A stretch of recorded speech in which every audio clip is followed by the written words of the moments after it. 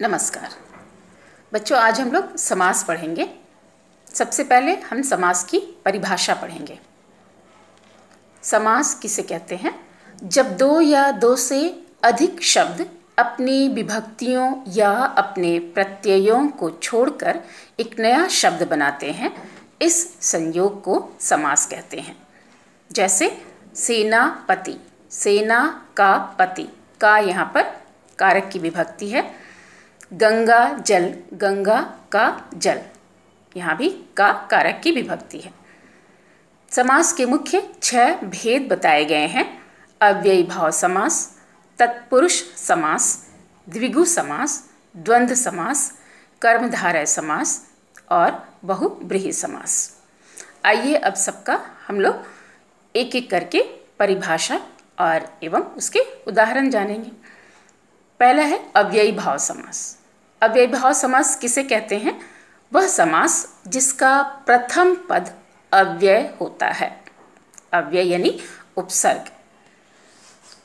जैसे यथा शक्ति, यथा यहाँ अव्यय है यानी शक्ति के अनुसार, इसका विग्रह करेंगे शक्ति के अनुसार।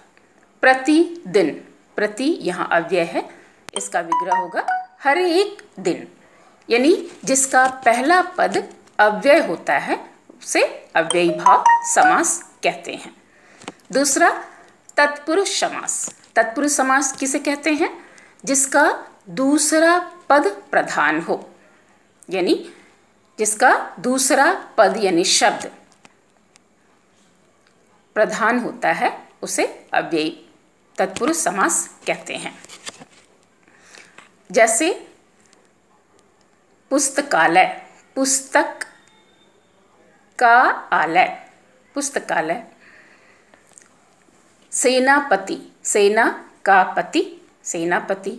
गंगा जल, गंगा का जल, यानी जिसका दूसरा पद प्रधान होता है उसे तत्पुरुष समास कहते हैं। अब है द्विगु समास। द्विगु समास किसे कहते हैं? जिसका प्रथम पद संख्यावाचक हो, यानी जिसका प्रथम पद संख्यावाचक होता है द्विगु समास कहलाता है। जैसे त्रिभुवन, 3 भवनों का समाहार। चौराहा, 4 राहों का समाहार, यानी इस तरह से जिसका प्रथम पद संख्यावाचक होता है द्विगु समास कहलाता है। अब है द्वंद्व समास। द्वंद्व शब्द से ही समझ में आ रहा है, यानी जिसका दोनों ही पद प्रधान होता है द्वंद्व समास कहलाता है। जैसे माता पिता, माता और पिता। भाई बहन, भाई और बहन। इस तरह से इसकी हम पहचान करेंगे, यानी जिसका दोनों ही पद प्रधान होता है उसे द्वंद्व समास कहते हैं। अब है कर्मधारय समास। कर्मधारय समास किसे कहते हैं?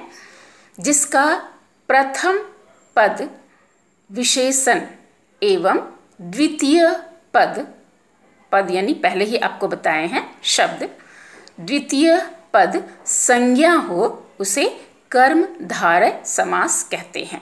जैसे नील गाय, नील इसका विग्रह करेंगे नीला गाय। नीला यानी विशेषण है, गाय यानी संज्ञा है। तो समझ में आ गया कि जिसका प्रथम पद विशेषण एवं द्वितीय पद विशेष्य यानी संज्ञा हो कर्मधारय समास कहलाता है। जैसे महापुरुष, महान इसका विग्रह करेंगे महान पुरुष। महान विशेषण है, पुरुष संज्ञा है। इस तरह से कर्मधारय समास कहलाता है। और अंतिम बहुब्रीहि समास। बहुब्रीहि समास किसे कहते हैं? वह समास जो अपने दोनों पदों के अर्थों को छोड़कर किसी तीसरे या विशेष की ओर संकेत करता है उसे बहुब्रीहि समास कहते हैं।